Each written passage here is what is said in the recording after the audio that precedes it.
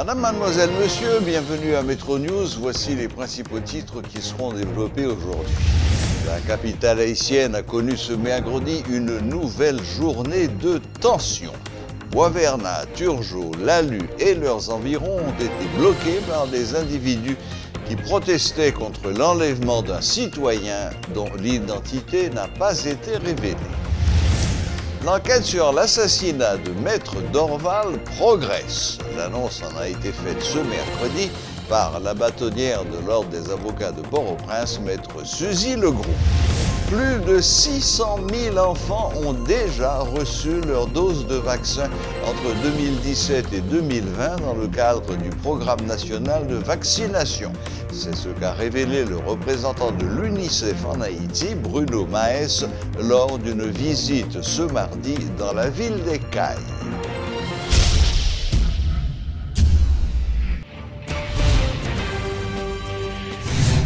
Une vive tension a régné à Boisvernat ce mercredi à cause d'un cas de kidnapping survenu dans la soirée du mardi 27 avril, selon les riverains de la zone. Avec un camion qui a été mis en travers de la route, la circulation était totalement paralysée au niveau de ce tronçon. Des barricades de pneus enflammés ont également été placées sur la chaussée. Une situation qui a provoqué des embouteillages monstres dans d'autres zones et notamment à Nazon, Lalu et Bourdon. Des établissements scolaires et quelques entreprises ont dû fermer leurs portes suite à ce mouvement. Suivez ce reportage de Rudolf Pierre-Louis. Des pneus enflammés, des troncs d'arbres, des tessons de bouteilles, des jets de pierre, un camion de livraison de produits pétroliers placé au milieu de la route, des riverains de la zone de Boisvernat n'ont pas lésiné sur les moyens pour exprimer leur mécontentement. Tôt ce mercredi matin, des barricades étaient dressées sur la chaussée et l'entrée de toutes les artères donnant accès à cette zone était occupée. Mais pourquoi, selon cet avocat? Il s'appelle Yuri Derival. Ravisseur vient là, il a levé monsieur et à la veille, il est environ 7h, 7h30. On foreigner gris qui finit 5 nègres, il n'a pas de cagoule, il a fait gros guitare dans les mains, par contre si c'est Desperado. Si c'est Desperado, gros guitare dans les mains, et puis il vient prendre petit plat à la veille. Il n'y a pas que le jeune Yuri à être victime du phénomène du kidnapping. Toutefois, c'en est trop, dénoncent les citoyens de la zone qui sont sur le qui-vive lorsque nous arrivons.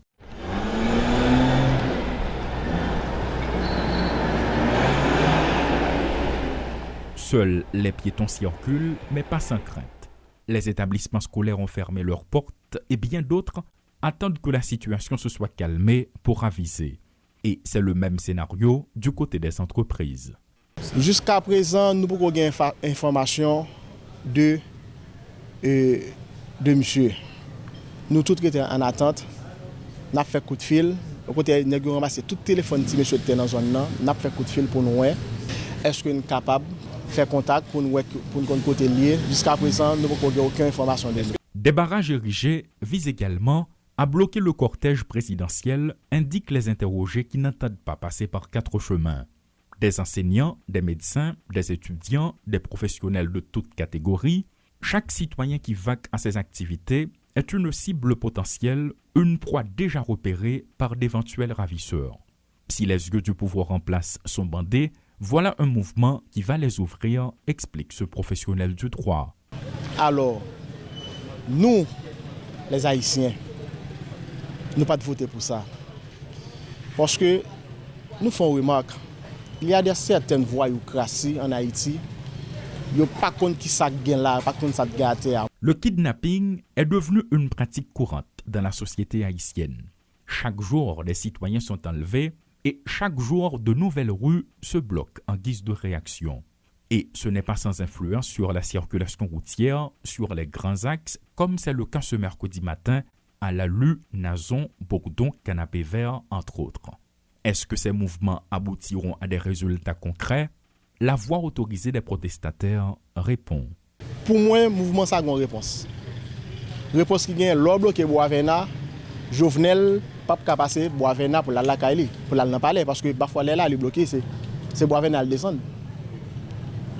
Et si Boisvena, là, le canapé vers zone, ça a bloqué pendant 2 semaines, ah ouais, a bon l'autre réponse.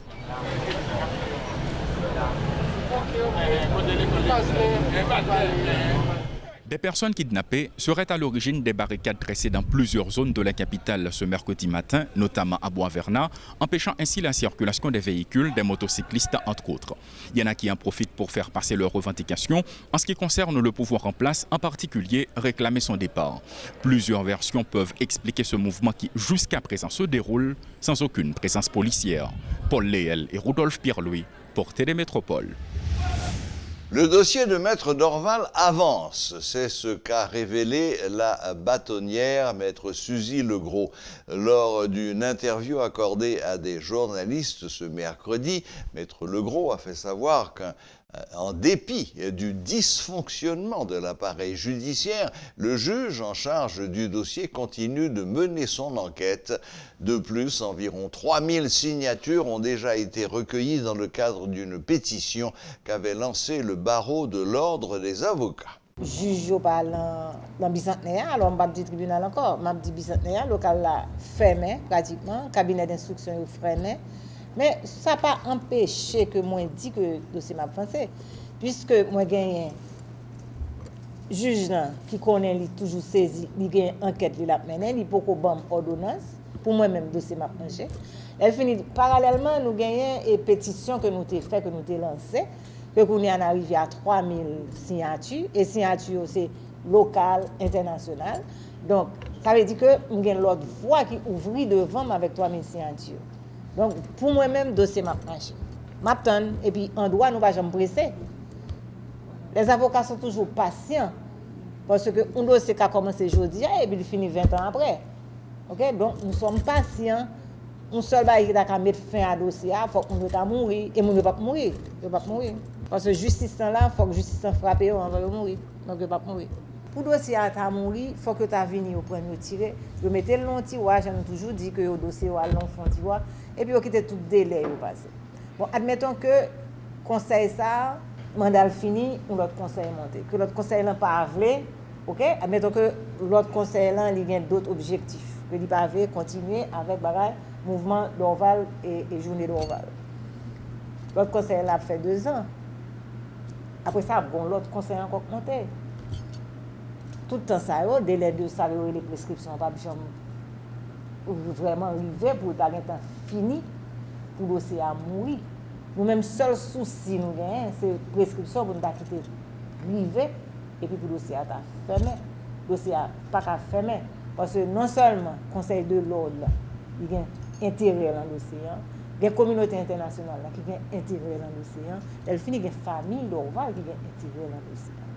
Donc, je pense que 3 instances, mettez l'instance d'accord que le dossier en donc, je pense que nous mettons qui est, le dossier d'Orval a fait courir, quel que soit l'heure arrivée, on l'a pas abouti. 5 partis politiques prennent position en faveur d'une médiation devant amener à un départ du pouvoir en place, à la mise en place d'un gouvernement qui inspire confiance et à un CEP qui aura pour mission d'organiser des élections crédibles. Dans une déclaration conjointe, En Avant, MTV Haïti, Entente, Force nationale pour la démocratie et Opération Tête Ensemble disent prendre acte des récentes positions exprimées par les organisations internationales. Suivez leurs explications. Une médiation, il n'y a pas nécessairement besoin que c'est un étranger, une instance étrangère, une institution étrangère qui fait. Bien entendu, dans certains pays, ça compte fait. Nous-mêmes, en avant, nous tapons plutôt que son instance haïtienne morale, son autorité morale, son consortium de la société civile, c'est des personnalités qui ont respect dans la société qui mettent ensemble et qui sont capables de favoriser. Je ne peux pas dire aujourd'hui que nous ayons un secteur et une personnalité. Ça, je suis capable de dire, c'est que moi, réaliser qu'au niveau de la société civile haïtienne, les secteurs représentatifs de la vie nationale vont prise de conscience de l'urgence de l'heure et des difficultés du moment. Ça veut dire qu'en pile réunion, en pile discussion, en pile échange, et moi, je souhaité que de tout échange, ça soit capable de gagner un bagage qui sortit très bientôt. Nous-mêmes, simplement, à ce carrefour de l'histoire, nous pensons qu'il était important pour nous dire que pour autant que les conditions sont réunies, c'est-à-dire qu'il y a une médiation indirecte, c'est-à-dire qu'il y a une navette diplomatique, c'est-à-dire qu'il y ait alors les médiateurs impartials qui ne soient ni juges ni partis, pour autant que nous ne pas compromettre la Constitution et pour ne pas passer en bas pied en série de principes fondamentaux, nous pensons que nous avons pris un accord aujourd'hui et nous pensons que la possible pour nous joindre un accord politique qui prévoit des pas Jovenel Moïse, un nouveau gouvernement, un nouveau premier ministre, une évaluation système des dialogue, mise en place en CEP, et puis finalement pour une élection, mais vraie pongeant élection qui est organisée, côté que ça qui est meilleur discours, ça qui est bien organisé, ça qui est plus bel projet pour être capable de gagner. Je ne peux pas parler de président de transition parce que là, on déclare, si on est un monde de bonne foi et qu'on décide ou pour non médiation ou pour présenter position, premièrement, il faut qu'on range avec un série de monde qui a même vision à avoir pour assurer qu'on gagne même posture, même position, même vision de crise là. Et je pense qu'il t'a prématuré aujourd'hui pour moi venir et puis pour me dire moi mais qui vient pour bagarre la fête. Je pense d'abord dans un premier temps, faut que gagne pas oublier ça fait que nous relève aujourd'hui, c'est parce que son déclaration conjointe de 5 grands partis politiques. On nous dit très très clair que c'est pas une coalition, c'est pas un regroupement, c'est pas une association. C'est 5 regroupements politiques importants qui font déclaration conjointe dans un carrefour difficile, côté que le leader politique a fait pour faire prend responsabilité parce que Haïti tout non cadavre. Il est nécessaire que le secteur privé des affaires se réinvente en vue d'impacter davantage sur l'environnement et la société, selon Robert Parette Jr. Intervenant lors d'une causerie sur le thème « Pour un secteur privé dynamique et innovant » à l'hôtel El Rancho ce mercredi, le président du groupe Profin estime que le secteur privé doit surtout prioriser l'investissement dans l'espace universitaire et dans les activités de recherche. D'un autre côté, l'ex-président de la Chambre de commerce américaine en Haïti, AmCham, Régine Renée Labrousse, croit que les actions du secteur doivent également s'axer sur l'être humain parallèlement au gain des profits. Suivez ce compte-rendu de Marvin Spierre. Ayant un impact négatif sur la vie sociale en Haïti, les crises politiques empêchent aussi la croissance économique. Les dégâts sont multiples et creusent davantage le fossé existant entre les plus riches et ceux qui habitent les quartiers défavorisés. Tandis que de nombreuses entreprises continuent de générer des profits, leur environnement représente de plus en plus de risques pour leur développement. Pour Robert Parette Jr., les acteurs du secteur privé se sont dégagés de toute action sociale, ce qui, selon lui, empêche qu'ils aient une influence positive sur la société. Le président du groupe Profin invite les membres du secteur privé à prendre leurs responsabilités. Nécessité de transformation secteur privé pour le capable de rentrer dans ça qui c'est vrai rôle au secteur privé, créer richesse, mais tout engager socialement, engager pour que le capable influencer environnement, influencer politique, influencer société, de sorte que Haïti capable de rejoindre une route, parce que faut nous d'accord, si nous prenons même ingrédients pour nous faire et même produit, on a le même résultat, et nous tous d'accord que le résultat qu'il a pas bon pour nous, pas bon pour femmes avec garçons Haïti. Le secteur privé ne peut se substituer à l'État haïtien, poursuit M. Parette, qui soutient que des actions communes peuvent aider à transformer la société. Le vice-président de la société Caribbean Investor Capital souligne l'importance des innovations digitales à travers le monde et le mouvement de transformation du marché financier comme autant d'opportunités dont les entreprises haïtiennes ne tirent guère davantage. Hormis ces points essentiels sur le plan technologique, le capital humain est un élément à ne pas négliger. Investissement dans l'espace universitaire avec recherche. Parce que c'est là qu'on est capable de former les jeunes. Et naturellement, on est plus loin dans le niveau scolaire, préscolaire. Mais l'université, c'est là qu'on forme les prochains entrepreneurs, les prochains managers, les prochains gestionnaires. C'est là qu'on forme jeunesse haïtienne. La confiance est une notion fondamentale qui manque cruellement aux élites haïtiennes. De l'avis de Régine Labrousse, l'ancienne responsable des relations publiques de l'Abrana, qui a passé en certain temps à la tête de la Chambre de commerce américaine en Haïti, croit qu'il est temps que les femmes et les hommes d'affaires s'arment de courage pour réorienter les politiques économiques du pays. Madame Labrousse appelle les concernés à se transcender. Avant que ou t'es un homme d'affaires ou bien une femme d'affaires. Avant, ou t'es politicien ou t'es un simple citoyen haïtien. Nous sommes tous des citoyens. So, si nous parlons entamer dans un processus de collaboration, c'est pas l'entreprise qui fait ça. C'est pas politicien qui fait. C'est haïtien qui fait. C'est ça qui est bien important et c'est ça que faut que nous remettons au-delà de toute notre bagaille qu'on a fait. Ces citoyens nous vivons ensemble dans une communauté, dans un pays.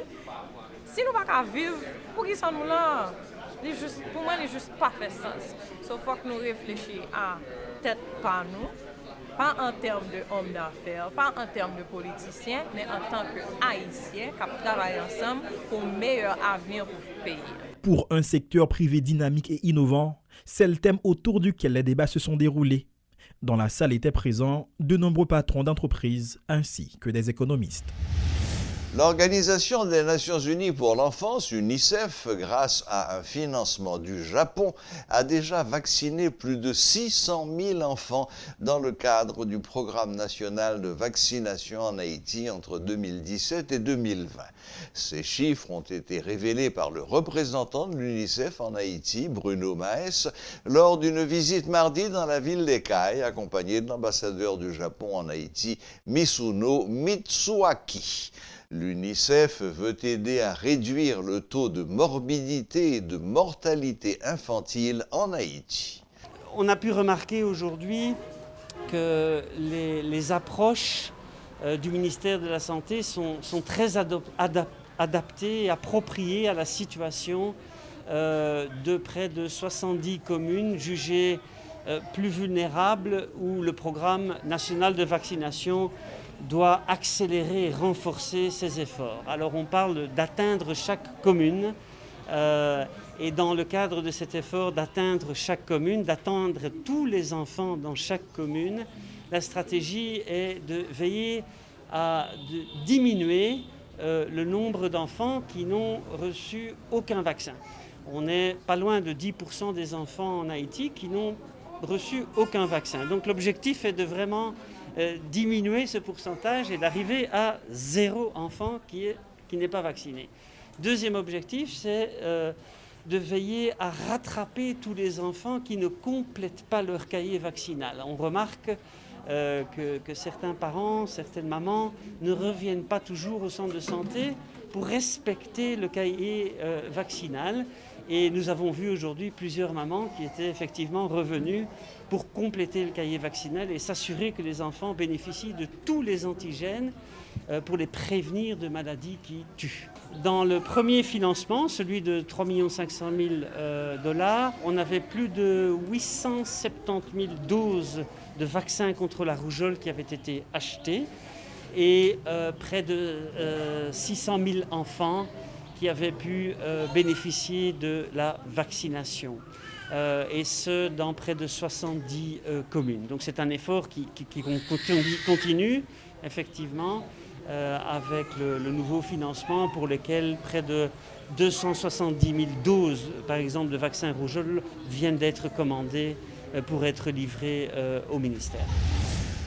Clôture ce mercredi du Salon des assurances de l'OFATMA, une activité organisée par la Direction générale de l'institution. Cette activité, qui a duré 2 jours, avait pour objectif améliorer la communication entre l'OFATMA, les responsables d'assurance et les travailleurs, et aussi vulgariser les politiques et procédures de manière à réduire les cas d'insatisfaction. Les idées et propositions qui sont sorties de ces 2 journées de travail feront l'objet d'une synthèse, selon le directeur général Agabus Joseph, qui en a profité pour donner la garantie que l'OFATMA s'engage à améliorer la qualité des services offerts à la population ainsi qu'à ses assurés. Nous avons différents techniciens qui étaient sous panel là, qui étaient présentés au FATMA, mission li, loi qui crée au FATMA et comment assurance nan fonctionner de les moun nan pote dossier assurance nan jusqu'à sorti dossier et que yo payer prestataire ou bien yo payer ou rembourser assureur. Donc nous parlons différents itinéraires et des pièces tout que moun nan besoin tout les vinn font demande et de remboursement pour que yo rembourser li.